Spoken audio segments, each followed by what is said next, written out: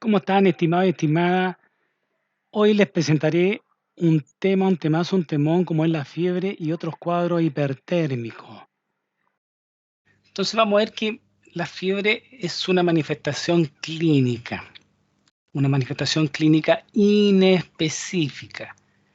Nos dice que algo no anda bien, ¿no es cierto? Entonces van a haber una serie de eventos de expresión del cuerpo que grita, forma silente, silenciosa, está gritando entre comillas que algo no anda bien. Por lo tanto, aquí estamos viendo que la fiebre, como dice acá, es uno de los síndromes más importantes de la medicina interna, donde el aumento de la temperatura corporal se va a producir por alteración del termostato hipotalámico. Recordemos que en el hipotálamo está el centro de la termorregulación. Pregunta de prueba, que lo tienen que haber visto en fisiología también. Por lo tanto, es la parte central donde va a estar enfocado este síndrome febril con toda su respuesta compleja, ¿no es cierto?, que tiene el cuerpo para expresar las manifestaciones clínicas que vamos a ver del síndrome febril. Pero vamos a ver que las etiologías que producen la fiebre por esos síndromes son muy diversas, son muy misceláneas, ¿no es cierto?, muy diferentes. La que conocemos más nosotros y ustedes son las infecciones, ¿cierto? Infecciones faringo, amigdalitis, purulenta, infecciones virales u otra etiología, etc. Los cánceres también producen fiebre. Hay algunos especiales como el linfoma Hodgkin o Hodgkin, que pueden tener el paciente por meses con un estado febril fluctuante, ¿ya? Por tanto, hay que también buscar otra etiología aparte de las infecciones cuando aparece una fiebre, una temperatura elevada en el cuerpo. ¿Ok? Fármacos también que van a despertar y pueden alterar el termostato, ¿no es cierto? Que también pueden producir fiebre. O pueden producir unos síndromes de hipertermia, que vamos a ver que son términos que son exclusivamente por alteración de fármacos, ¿eh? Que pueden ser tremendamente graves y correr el riesgo vital el paciente. Patología autoinmune, ¿ya? Ahora, esta patología autoinmune es porque, recuerden que la patología autoinmune, como lo hablamos, y dice su nombre, ataca lo propio en lugar de lo ajeno. Pero es siempre, ¿me siguen? Es siempre, es imparable. Una patología autoinmune va a llevar a la muerte al paciente si no la frenamos. ¿Ok? Sobre todo las grandes patologías sistémicas como el lupus eritematoso sistémico, que a pesar que ataca en primera instancia la piel, que es reconocida por esta fase lúpica del lobo, ¿no es cierto?, que vamos a comentar en algún minuto, y afecta a los pulmones, los riñones, el tejido hematopoyético, y la verdad que produce una falla multisistémica, al igual que la artritis reumatoidea, que uno la asocia a las articulaciones, a la inflamación y destrucción de las articulaciones, a las miositis, alteraciones de los músculos. Pero no solamente eso, la artritis reumatoidea produce alteración cardíaca, alteración a nivel del tejido hematopoyético y los pulmones, neumonitis, etc. De tal forma que son patologías tremendamente graves y letales si no se actúa con vía de fármacos que van a causar una inmunosupresión. A propósito, queremos causar esa inmunosupresión en estos pacientes para mantenerlos con vida, es decir, mermar la respuesta autoinmune que está teniendo el cuerpo, ¿no es cierto?, con estas reacciones, ¿ok?, que son bastante frecuentes. Los infartos, agudo miocardio, infarto a nivel cerebral, etcétera, causan también fiebre. Por lo tanto, vamos a ver que en la patogenia, en la fiebre, van a haber liberación de sustancias, sobre todo una en especial que vamos a ver, que es la prostaglandina E2, producto de la destrucción masiva de membrana con activación de la fosfolipasa A2, que va a actuar a nivel del ácido araquidónico, que va a ser el común denominador en todo esto, excepto los fármacos, ¿eh? El común denominador cuando hay destrucción de tejido, el común denominador que hay en las grandes patologías. ¿Ok? Por tanto, vamos a tener una temperatura que se llama central y periférica. La temperatura central, fíjense, está en el núcleo central del cuerpo, ¿ya? en el núcleo central del cuerpo, que es la parte interna del cuerpo, porque se llama central, y una parte periférica, que es la en la cual nosotros habitualmente estamos tomando la temperatura corporal. ¿Ok? Por tanto, tenemos una temperatura que se llama central, que está dada fundamentalmente por el metabolismo, ¿no es cierto? El metabolismo interno, visceral del cuerpo. ¿Ok? Por lo tanto, es una temperatura que no es influenciable, como dice acá, por la temperatura ambiental, salvo cuando ya es demasiado extrema, ¿no es cierto? Cuando los mecanismos compensatorios ya nos dan abasto para disipar el calor, se puede ver afectado gravemente y que por supuesto va a causar un shock en el paciente y que se va a registrar, ¿no es cierto? Para ello necesitamos instrumentos especiales para poder medirla, ¿no es cierto? Como por ejemplo catéter especial a nivel de esófago o en la arteria pulmonar, etc. ¿Ya? Y la que conocemos, como les decía hace un rato, la periférica, que es la que habitualmente nosotros medimos, que sí es, ¿no es cierto?, influenciable por factores ambientales. Pero, sin embargo, hay que decir que es una transmisión disminuida de lo que es la temperatura central. Por tanto, de alguna manera nos ayuda a saber cómo está la temperatura central indirectamente. ¿Ok? Recuerden que la sangre circula por todo el cuerpo, por lo tanto, cuando hay temperatura muy elevada, se va a reflejar en la sangre va a recorrer el cuerpo y van a haber lugares donde vamos a medir la temperatura que va a reflejar lo que está pasando al interior. Eso quiere decir esto de una transmisión más disminuida de la central. ¿Ok? Y por supuesto acá también, como es a nivel de superficie, va a estar influenciada, por ejemplo, por la vasoconstricción periférica o al revés, la vasodilatación periférica, como ocurre en los procesos de un shock, ¿no es cierto? O de golpe de calor, en los cuales se produce una tremenda vasodilatación a nivel periférico. ¿Ok? Acuérdense. Entonces, ¿dónde está el termostato de nuestro organismo? Pregunta de prueba a nivel del hipotálamo. ¿Ok?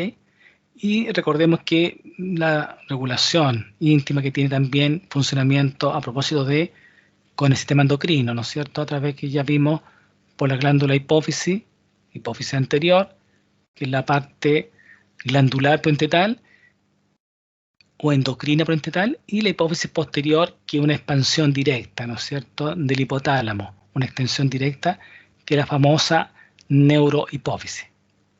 ¿Ok?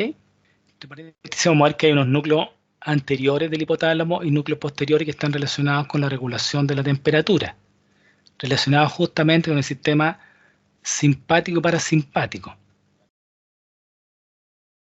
Entonces vamos a ver que hay en esta balanza fina del organismo, que es importante, recordemos que la temperatura elevada pone en riesgo vital a las neuronas específicamente. El resto del cuerpo tolera bastante bien los extremos de temperatura, sobre todo cuando están elevadas, excepto las neuronas.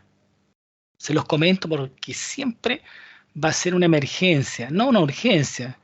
No, no se va a morir, nadie se muere de una fiebre. Sí, claro, no se muere de una fiebre, en realidad puede morirse una persona eventualmente, si no sabemos la etiología y siguen creciendo el aumento de temperatura. Por lo tanto, no sabemos qué va a pasar con el paciente, no nos vamos a arriesgar. Y por lo demás, tienen que saber que causa daño neurológico. ¿De acuerdo? Entonces vamos a tener esta fina balanza del termostato, donde hay un punto ideal de registro y una temperatura central que debe mantenerse en equilibrio.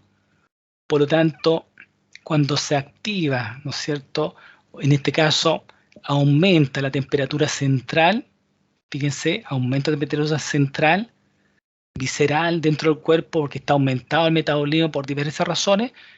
Vamos a emplear un ejemplo más fisiológico. Cuando aumenta la fisiología, aumenta la actividad física, ¿no es cierto? Cuando ustedes corren, hacen una actividad física intensa, va a haber un aumento de temperatura central que va a ser censada a nivel y comparada con el termostato, a temperatura ideal, en un rango. De tal forma que si está mayor la temperatura central, se van a activar mecanismos para aumentar lo que se llama la termolisis. Es decir, vamos a frenar ese aumento de la temperatura. ¿De acuerdo? Mecanismos para poder disipar el calor y así volver al equilibrio fino que mantiene la vida con esta temperatura en un rango aceptable entre el termostato y lo que está pasando a nivel de la temperatura central, insisto, que es la parte visceral que es importante. ¿Ok? Y en el otro extremo tenemos que la temperatura central está más baja. Fíjense, está más baja por diferentes razones que el termostato central. De tal forma que se activan mecanismos que van a aumentar la temperatura que se llama termogénesis. Termo es calor. Génesis, generador, ¿no es cierto? Génesis, creación, ¿no es cierto? Aquí van a ver una serie de eventos como son las sacudidas musculares, ¿no es cierto?, que hacemos en forma voluntaria para aumentar la temperatura. Más de algunos de ustedes habrá tenido alguna vez mucho frío y la verdad que se producen estas contracturas involuntarias del cuerpo para generar gran cantidad de calor en forma explosiva y aumentar la temperatura. ¿Ok? Por ejemplo. Entonces, vemos la importancia de censar la temperatura para mantener la homeostasis. Recuerden además que las enzimas funcionan también en este fino punto de equilibrio con respecto a temperatura, más allá de lo cual las proteínas se pueden denaturar y justamente la que no queremos que se denature son las enzimas, que son los catalizadores biológicos que aceleran 1.000.000 de veces, dicen los libros, ¿no es cierto?, las reacciones bioquímicas. Sin la enzima es imposible la vida. Por ejemplo, la sodio potasio TPasa, sin ella es imposible la vida. Y si falla esa enzima, claudican todas las células. ¿Ok? Muy bien. Entonces, en condiciones normales vamos a tener que el hipotálamo mantiene este termostato con esta temperatura más o menos fluctuando entre los 37 y 38 grados Celsius. Entre la termogénesis y la termolisis que se va produciendo en el cuerpo. Es decir, va regulando la producción con las pérdidas de calor en un fino control. Y aquí van a intervenir una serie de factores. Fíjense, a propósito de eso, el cuerpo siempre produce calor producto de las reacciones bioquímicas a nivel celular. Es inherente la temperatura basal del individuo, ¿de acuerdo? Pero, como les digo, hay que mantener en un rango aceptable, compatible con la protección que tenemos que tener con respecto al funcionamiento químico, como es la protección de las enzimas, por ejemplo. Entonces vamos a tener de las pérdidas permanentes de calor en la periferia mecanismos como la irradiación. Nosotros irradiamos calor, ¿cierto? Nuestro cuerpo está irradiando calor. Cuando yo tengo frío, cuando todos tenemos frío, ¿qué hacemos? Nos abrigamos, pero el cuerpo sigue produciendo calor. Y al abrigarnos ese calor queda atrapado, ¿no es cierto?, entre lo que nos estamos cubriendo, ¿no es cierto?, que nos dejan disipar ese calor hacia el exterior y el cuerpo raudamente se empieza a entibiar. ¿Ok? Siempre estamos radiando. En el metro, ustedes se habrán dado cuenta, en el metro sobre todo, a veces con aire o sin aire acondicionado, que es peor, ¿no es cierto?, la irradiación de los cuerpos, ahí imagínense, es un horno, un infierno, ¿no es cierto?, con irradiación de todos esos cientos de personas en los carros del metro, ¿no es cierto?, uno en contacto con otro, se hace insoportable la temperatura y cómo aumenta, ¿ok? Y están los mecanismos de convección que vamos a discutir que están dados por la disipación en los cuales interviene el medio externo, como es el aire, ¿no es cierto?, como es el agua, medio externo que van a disipar el calor y también lo vamos a usar en medicina, cuando tenemos extremos de temperatura, para lograr bajar más raudamente la temperatura, para la redundancia. Y tenemos todos otros medios de conducción, que es el contacto directo, ¿no es cierto? Disipación.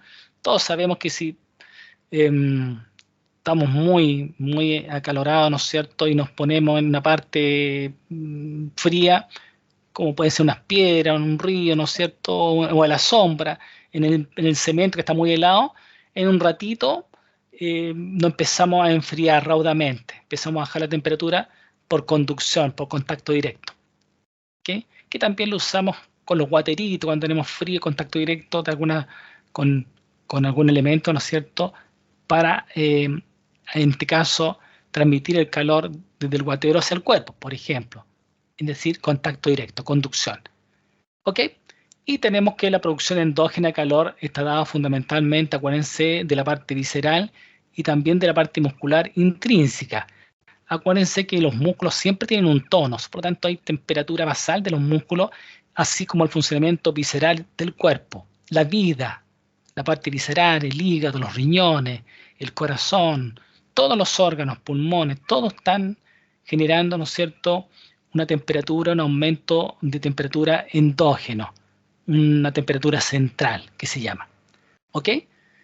Por tanto, necesitamos mantener esta regulación corporal en forma constante, como les decía, con respecto a lo que está pasando a nivel periférico. Aquí hay un ejemplo, ¿no es cierto?, como es la temperatura visceral que les nombré anteriormente, central, el hígado, los pulmones, los riñones, el corazón, toda la parte visceral y sobre todo la parte muscular. Fíjense que por eso cuando tenemos frío, hagan un poquito de ejercicio, muevan el esqueleto un poquito y se va a generar raudamente calor, porque los músculos gastan mucha energía, por lo tanto producen mucho calor también. ¿Ok?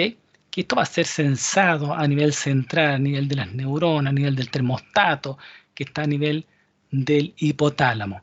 Y de esta manera se van a activar mecanismos disipadores de calor o mecanismos retenedores de calor, ¿no es cierto? Cuando las circunstancias lo meritan.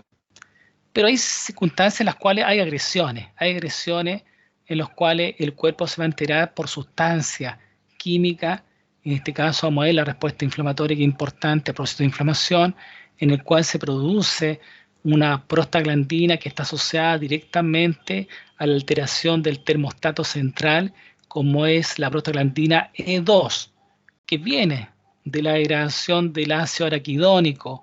Recuerden que vamos a ver que el ácido araquidónico está en la superficie de las membranas celulares.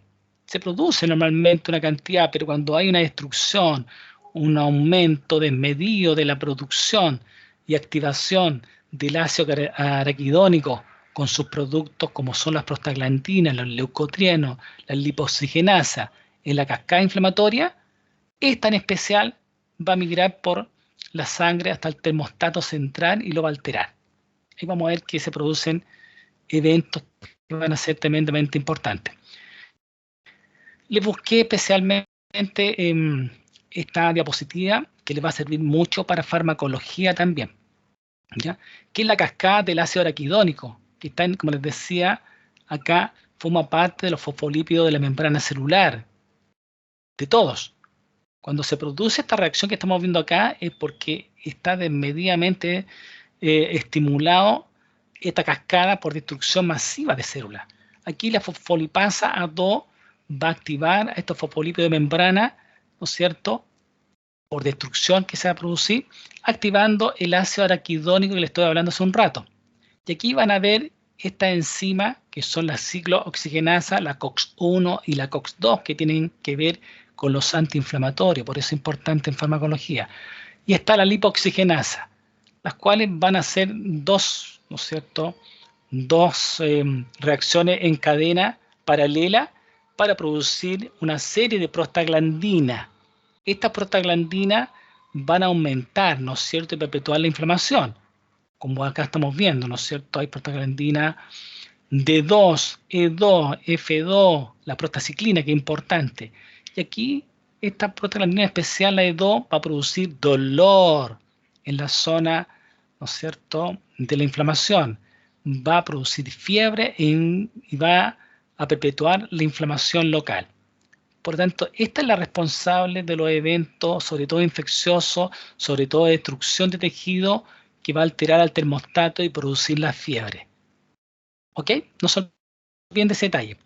Acá les muestro cómo también la lipoxigenasa va a dar origen a los leucotrienos, que también van a perpetuar la inflamación y sobre todo que está en relación directa con las inflamaciones con estímulos más exagerados, como son la alergia, que no hay relación con una inflamación, ¿no es cierto? La respuesta alérgica, como también es el asma. ¿Ok? Profe, Perdón, ¿alguien me está hablando? yo es que si podía repetir los nombres de las siglas que tienen la profe, no sé cómo era. Ah, Entonces vamos a ir de acá, no sé dónde, vamos a empezar todo de nuevo. Esta, insisto, es media difícil esta diapositiva, pero es simple. Aquí busqué la más simple, hay otras que muestran muchos nombres, muchas siglas, aquí lo justo necesario, ¿ya? Lo justo necesario para que grafiquen y la revisen mil veces, como alumno durante su estancia en la universidad, que le van a requerir esta cascada siempre, ¿ok? Entonces vamos a tener que, en este caso, en forma fisiológica ocurre, pero acá, acuérdense que en la inflamación hay destrucción masiva de células. Por lo tanto, hay una activación masiva también y destrucción de las superficies celulares.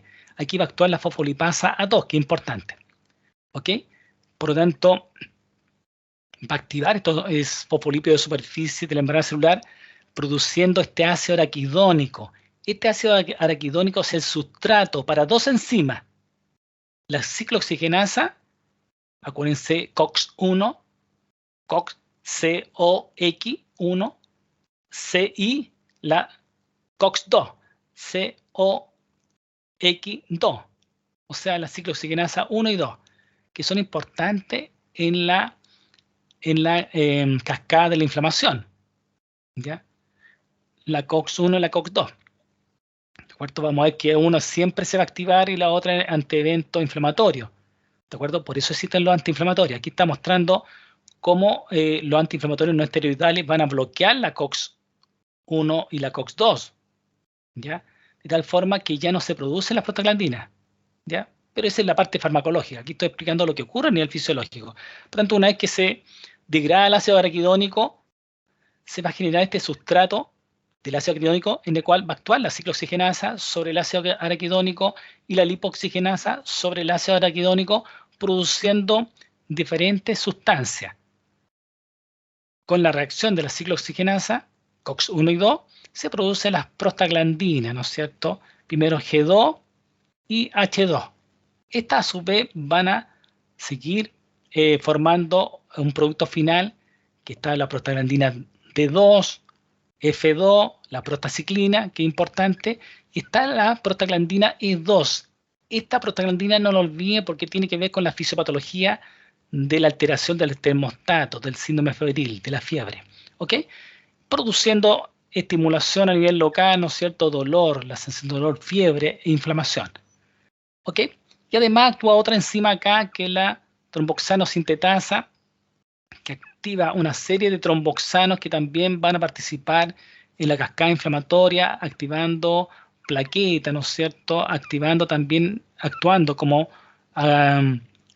quimiotáctico en la zona de la inflamación.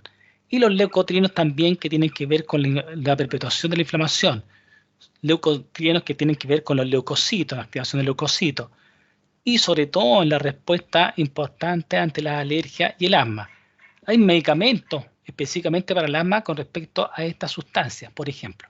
Entonces aquí solamente se los menciona. Fíjense que actúan antiinflamatorios esteroidales.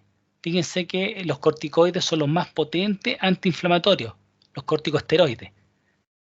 Y aquí le está diciendo que este es un antiinflamatorio esteroidal. Los corticoides actúan bloqueando la fosfolipasa 2 de tal forma que impiden toda esta cascada. Por eso son los más potentes antiinflamatorios. Luego están los AINES, los antiinflamatorios no esteroidales, que actúan a nivel más periférico, ¿no es cierto?, en forma más selectiva en esta cascada, de alguna manera disminuyendo la producción de las prostaglandinas. No todas, queremos inhibirlas, pero recuerden que las prostaglandinas, estos mediadores químicos, también son importantes en reacciones fisiológicas. ¿De acuerdo? ¿Ok? Denle una vuelta a esto que les va a ayudar. Ok, entonces tenemos mecanismos fisiológicos de enfriamiento corporal, que es pregunta de prueba. Entonces vamos a ver que aquí en la diapositiva dice durante la actividad física intensa, por ejemplo, o ante un clima excesivamente caluroso, los mecanismos fisiológicos que consiguen mantener la temperatura, ¿no es cierto?, tienen que activarse. Entonces tenemos que lograr disipar el calor. Y aquí tenemos cómo la sudoración va a ser un mecanismo importante para que pueda enfriarse el cuerpo. Es un mecanismo, diría, de los más trascendentes y en forma violenta bajar la temperatura. ¿Ok? Ejemplo, cuando hacemos actividad física, ¿no es cierto?, en forma de medida, el cuerpo aumenta la temperatura central en forma importante. raudamente vamos a empezar a sudar y la sudoración hace que se enfríe el cuerpo de golpe y porrazo. Por eso se han dado cuenta que ustedes cuando hacen actividad física tienen la cabecita todavía, la cara coloradita, ¿no es cierto? Están sudando, pero ven que los brazos se le enfriaron. Las extremidades inferiores que estaban sudando ya están frías.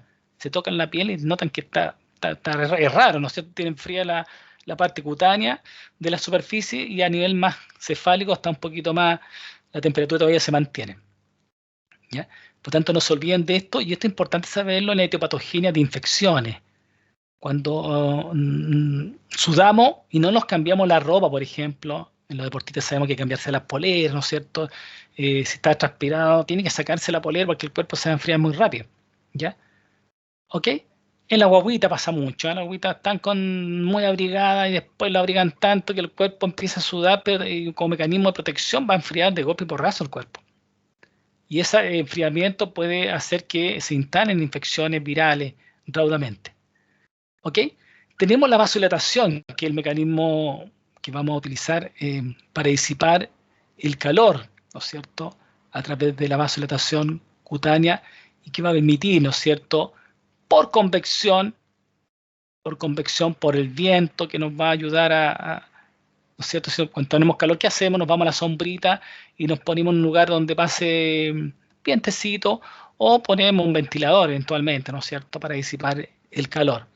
Conducción, vamos a ir al lugar frío, ¿no es cierto? Un lugar frío, que en la conducción puede ser de contacto directo, ¿eh? Contacto directo con algo frío, como les decía, unas piedras que estén en el cemento, qué sé yo, sentarse o apoyarse, qué sé yo, va a enfriar raudamente.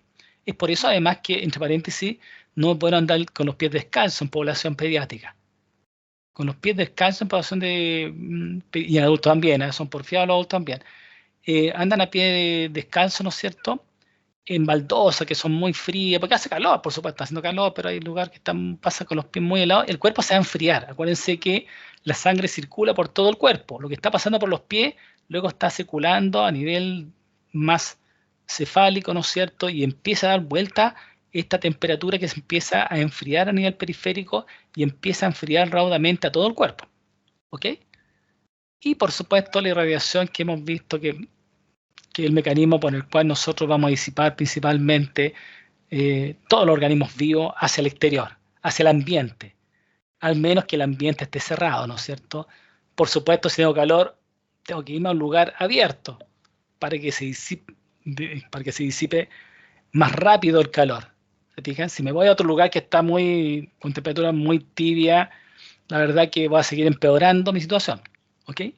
Y por otra parte se produce un aumento de la respiración que favorece el enfriamiento de la sangre a nivel pulmonar, ventilando menos aire caliente. ¿Ya? Este mecanismo, si bien es importante, nosotros lo vemos en otro organismos, como en otros animales, por ejemplo el perro, ¿no es cierto? Como el perro jadea. ¿Se han fijado que el perrito, sobre todo el perro porque sufre, el perro con pelaje más largo, ¿no es cierto?, en los veranos, como el pobre perro en la sombra ahí está jadeando con su boca abierta, ¿no es cierto?, sacando la lengua hacia afuera para disipar y un jadeo, una respiración más rápida para lograr disipar más calor en ello. Nosotros también tenemos una disipación, pero no tan importante como en estos animales como les comentaba. Ok. Registro de la temperatura. Como les decía, hay un registro de temperatura a nivel central que en realidad necesitamos medio invasivo para poder medirla, como el catéter de Chouin-Gane, el esófago, etcétera, que nos ayudan a objetivar que el termostato más o menos a nivel central está en este rango.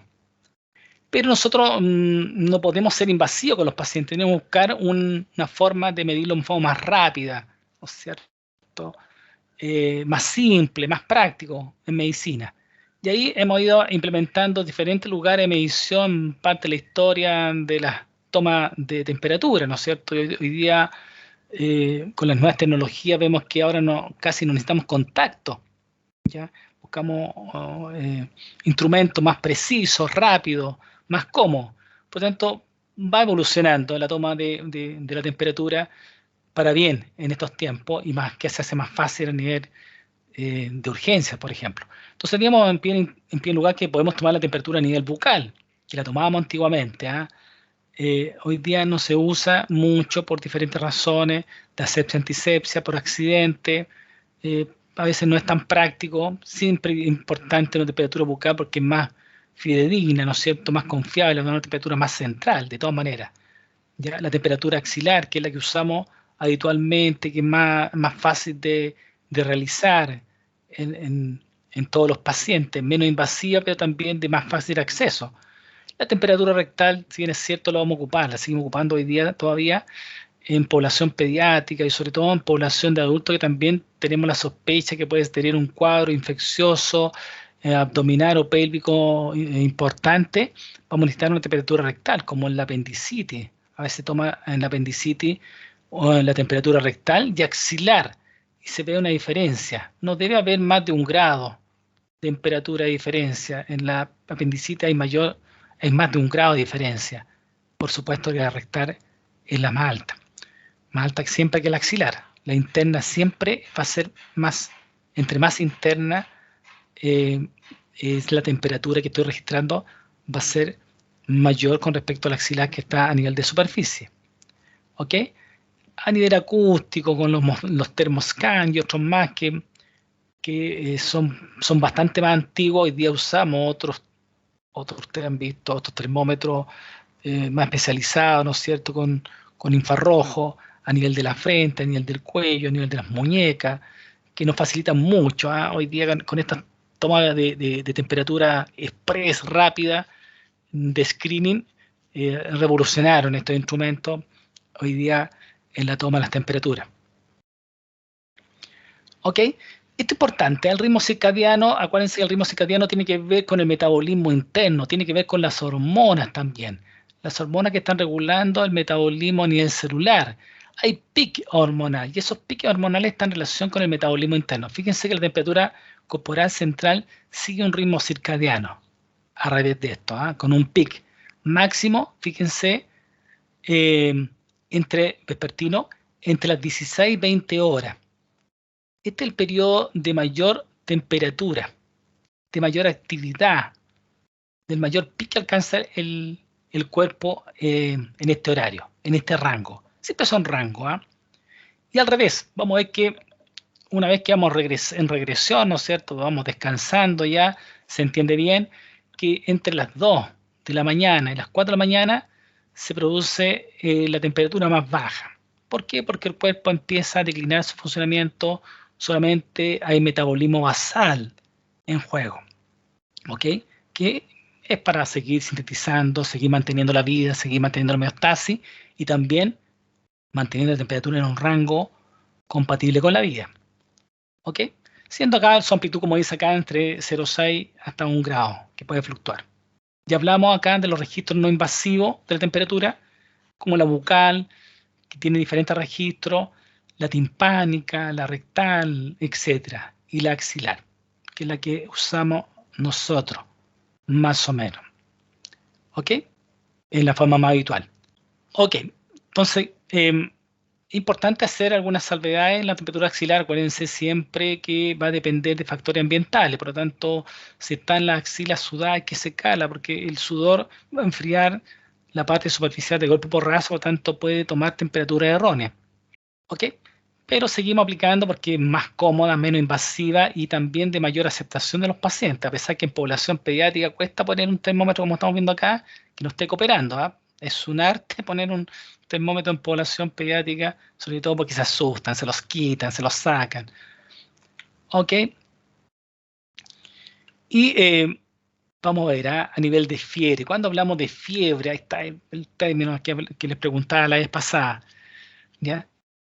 Acuérdense que ya pasados los 38 grados se produce movimiento en el cuerpo. Aparecen las manifestaciones del síndrome febril, que me interesa que conozcan. Síndrome febril que nos va a llevar a objetivar esa temperatura. Si es cierto, yo puedo no tener un termómetro ese minuto, pero si yo veo al paciente con ciertas características semiológicas de lo que es el síndrome febril, yo sé que tiene una fiebre alta. No sé cuánto, pero es fiebre alta y hay que actuar de todas maneras. ¿Por qué? Porque sobre 38 empieza a producir mucho malestar. ¿Ok? Y febrícula hablamos de fiebres más inferiores, pero sobre el rango normal. Ya hay diferentes clasificaciones con respecto a eso. Esto es lo que les decía hace un rato, que dentro de la fisiopatología del síndrome febril va a ser importante esta prostaglandina E2. Ya vimos que viene de la cascada del ácido araquidónico por diferentes eventos fisiopatológicos, infecciones, destrucción de tejido como un infarto, un cáncer destruyendo zona o produciendo un gran metabolismo de la zona, va a producir mucho prostaglandina E2. Esta prostaglandina E2 va a migrar por la sangre, va a ir vía sanguínea, ¿no es cierto? De tal forma que va a llegar, en este caso, al núcleo preóptico, atravesando la barrera hematoencefálica. Por tanto, va a alterar el funcionamiento del termostato central y va a elevar su nivel máximo hacia arriba. Por tanto, pregunta y prueba, importante saber la patogenia. ¿Cuál es la patogenia? ¿Cuál es el mecanismo por el cual se está produciendo la fiebre? Si yo sé que está produciéndose por esta prostaglandina E2, ¿por qué sé que puede estar siendo elevado al termostato o alterado por esta prostaglandina E2? Tengo una gran infección inflamatoria, pulmonar, una faringomidalitis, una infección de piel, un gran traumatismo en la zona, una fractura, un gran infarto, etc. ¿De acuerdo?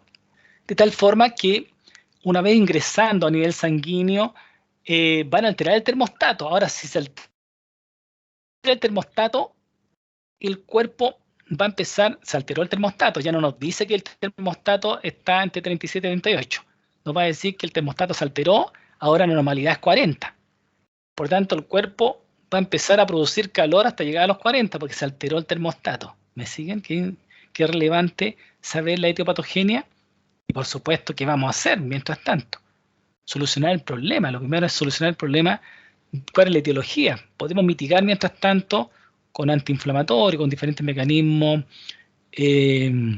físicos para bajar la temperatura, sobre todo en población pediátrica, ¿no es cierto? Que ponemos esta sabanilla. No sé si alguien tiene hijo, hija, chiquitito, hermano chiquitito, o se acordará cuando estaban más chiquititos que alguna vez estaban con fiebre, o les contará la mamá. Estaban con estos síndromes febriles y les ponía una sabanilla, envolviéndolo completamente, le quitaban toda la ropita, los dejaban solamente con los pañales o ropa interior de población pediátrica, y les ponía esta sabanilla para bajar la temperatura que está en 40, 41 grados en un servicio de urgencia. ¿Ya? Y los papás aterrorizados porque desnudaban a su hijo, ¿no es cierto? Y les ponían esta sabanilla fría, en agua fría, sumergida en agua fría de la llave y se las ponían, le envolvían. ¿Ya? Eso como mecanismo para bajar la temperatura porque hay riesgo, sobre todo en población pediátrica, en un cerebro inmaduro, de causar daño irreversible, no conmensurable, no medible en ese minuto, pero si no en el tiempo sí. Hay gente que puede quedar secuelada con tantos síndromes febriles en población pediátrica, en etapa muy pediátrica, puede quedar con un daño neurológico bastante acentuado. Si bien es cierto tener una vía autovalente, pero no cognitivamente, quizá tenga algún retardo. ¿Ya? Por ejemplo, aquí veamos la importancia del daño que pueden producir a nivel neuronal. ¿Ok? Por tanto, van a haber una serie de sustancias pirógenas. Pirógenas significa que van a alterar el termostato, van a producir fiebre. Exógenas, que vienen de fuera, como pueden ser las vacunas, como hemos visto, con su excipiente, con el principio activo, la vacuna, etcétera. Bacterias con alguna proteína que liberan, ¿no es cierto? Virus, toxinas, polvo, una serie de etiologías que van a penetrar finalmente en la sangre o por vía inhalatoria o transcutánea, etcétera, de tal forma que van a también activar los mecanismos inflamatorios. Fíjense que están acá los macrófagos, los monocitos, las células endoteliales, que están participando en la inflamación, también van a producir pirógeno, lo que se llama endógeno, en especial la citoquina, interleuquina L1, L6, esto es importante, esta interleuquina que siempre está en los papers de inflamación, el factor de necrosis tumoral, alfa, el interferón, alfa y beta, y la proteína inflamatoria del macrófago. Todo esto van a producir también alteración como pirógeno endógeno, que producen a nivel del órgano vascular, de la lámina terminal, a nivel del hipotálamo, ¿cierto? Que esta prostaglandina pueda difundir y atravesar la barrera hematoencefálica llegando hasta el núcleo preóptico del hipotálamo y activando las neuronas responsables del control o alterando la neurona responsable del control de temperatura central. Y de esta forma eleva el nivel del termostato hipotalámico y provoca escalofrío, vasoconstricción inicial y aumento del metabolismo. Si se dan cuenta, acá le estoy diciendo que se eleva el nivel del termostato. Entonces, le dice al organismo, el termostato, esta es la temperatura normal para nuestro cuerpo. Ya no es entre 37 y 38, es 40 grados, por ejemplo. ¿Qué hace el cuerpo? Produce escalofríos, que son movimientos violentos de la musculatura para generar más calor. Produce vasoconstricción cutánea, ¿no es cierto?, de mucosa, en la cual trata de evitar la disipación de calor por irradiación. ¿Te fijan? Y empieza a aumentar el metabolismo con el fin de aumentar la temperatura, porque está entendiendo que esa es su temperatura ahora ideal, normal. ¿Te fijan? Lo que se produce, que vamos a ver que en los síndromes de hipertermia no se altera el termostato, sí en los síndromes febriles en relación con procesos inflamatorios, con inflamaciones. ¿Ok? Por tanto, ya lo mismo acá, ingreso a la sangre por diferentes vías de los pirógenos, ¿no es cierto? Activación también de mediadores químicos dados por macrófagos, monocitos, las células endoteliales, etc. Acuérdense la interleuquina, acuérdense del factor de necrosis tumoral, acuérdense de la interferona alfa-beta, etc. ¿Ok? Lo mismo que hemos estado hablando acá del núcleo preóptico que se encuentra el neurón responsable de mantener el termostato normal. Aquí vamos a ver lo que es la diferencia entre fiebre e hiperpiresia. Entonces vemos que fiebre, en el caso de un registro axilar entre 38 y 38 y medio, sobre todo cuando hay mucho movimiento de alteraciones físicas. Y vamos a hablar de un término que es importante, que es la hiperpiresia, que son más de 41 grados Celsius. Fíjense que pone en riesgo vital el organismo. ¿Ya? Acá dice acá por arriba de 42, el daño puede ser irreversible, 43 le puede costar la vida al paciente. ¿Ah? Hay literatura que dice que en pacientes han sobrevivido hasta 44, 45, pero nosotros no vamos a arriesgarnos con un paciente. Sabemos que ese paciente que está con temperatura demasiado descomunalmente alta va a quedar con daño neurológico. Sí o sí. Recuerden que las neuronas no se multiplican, por lo tanto perdemos neuronas los adultos y en población pediátrica el daño en un cerebro inmaduro es tremendamente más severo que en un adulto. ¿Ok? No se olviden de eso. Por tanto, la hiperpiresia siempre puede causar daño cerebral, temperaturas muy altas. Por eso nos preocupamos, 40, 41 grados, no sabemos para dónde va la cosa, se va a seguir subiendo o no. No sabemos el curso de la temperatura. Sabemos que la gran mayoría no pasa mayores, pero pucha, que sufre el organismo, se defiende el organismo, pero daña el organismo. No es simple el daño que causa a nivel neurológico. ¿Ya? Es inconmensurable, no lo podemos medir. Tal forma que vemos que en ambos casos, en los casos de fiebre, hiperpiresia, en los cuales todavía no se llega a esta temperatura, acuérdense que para hablar de hiperpiresia tiene que ser más de 41 grados, que vamos a ver en la hipertermia también hay hasta 41 grados, pero la etiopatogenia es diferente. Aquí en ambos casos el termostato, el ajuste del termostato está elevado a nivel del hipotálamo. Pero se conservan los mecanismos de enfriamiento, que esto es pregunta de prueba. Por tanto, en la fiebre y en la hiperpiresia se conservan los mecanismos de enfriamiento del cuerpo. Se defiende.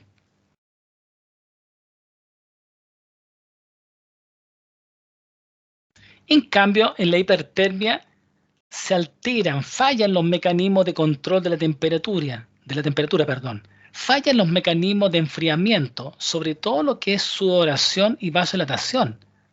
Vamos a ver que estos pacientes no van a sudar o sudan muy poco. Por tanto, todos los mecanismos que tenemos habitualmente para lograr disipar más fácilmente el calor va a ser deleterio y le puede costar la vida al paciente. De manera que la producción de calor excede, fíjense, la producción de calor, la termogénesis, excede la pérdida de la termolisis. por lo cual falla el sistema de enfriamiento o es sobrepasado de alguna manera, dicen los libros. De tal forma que es pregunta de prueba, es tanto el punto de ajuste del termostato a niveles normales. El termostato está a nivel normal, por eso el cuerpo no se conmueve. Su termostato está a nivel central, está normal, por lo tanto los mecanismos compensatorios de enfriamiento no se activan. ¿Te fijas? Esa es la diferencia entre hipertermia, que tiene temperaturas 41 grados hacia arriba, ¿ya?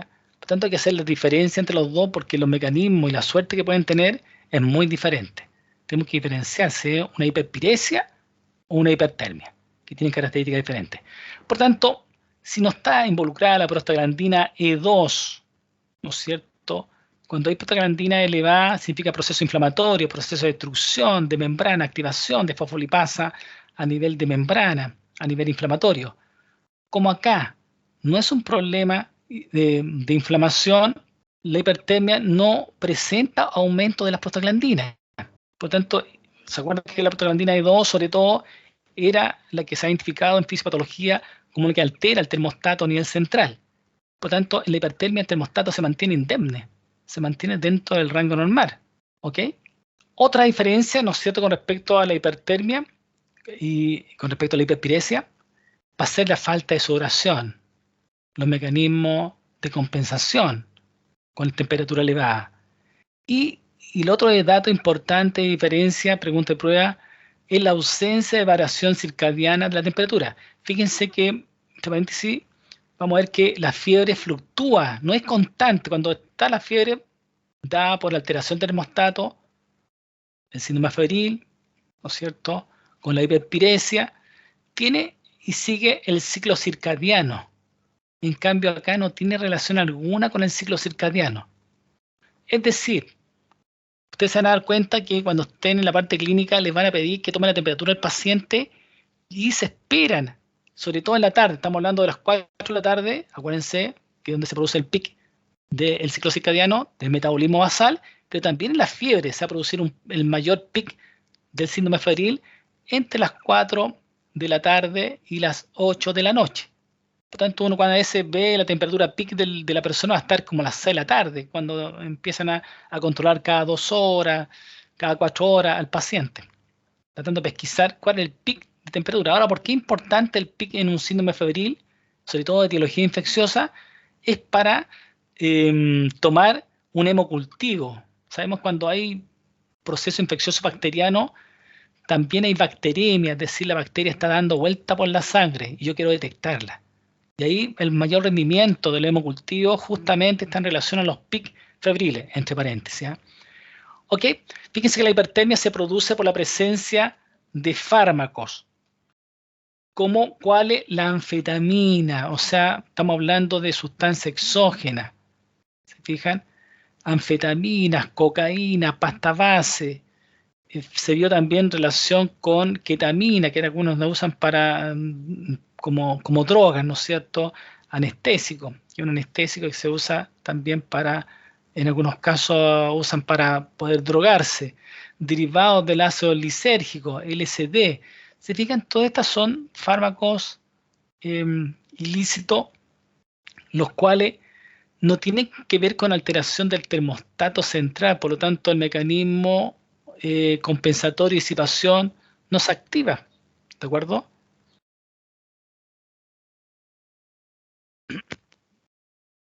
Sobre todo hay que sospecharlo en un paciente joven, sin antecedentes de ejercicio intenso, sin antecedentes mórbidos previos.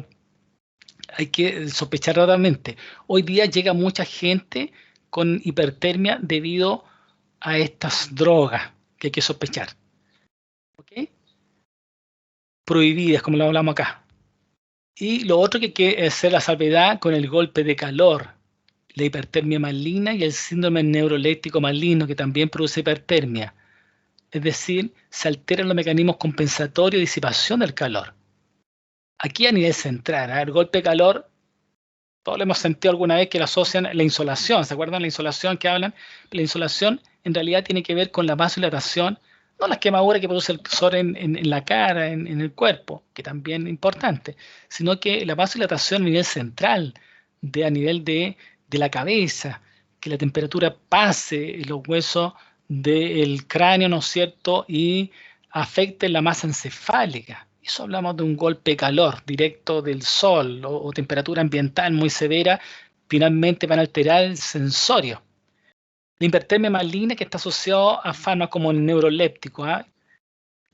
Los neurolépticos los van a conocer ustedes en farmacología. Pónganle ojo a los neurolépticos, la familia de los tranquilizantes mayores o antipsicóticos, los neurolépticos, ¿ya?, que se usan para tranquilizar diferentes tipos de estado excitatorio en las personas, pacientes con demencia, pacientes con esquizofrenia, etc. Vamos a usar neurolépticos. Y una de las reacciones que podría producir el neuroléptico es una hipertermia. Por tanto, si uno lo detecta, hay que raudamente quitar el medicamento. Muchísimas gracias. Comparte el video si te gustó y suscríbete al canal.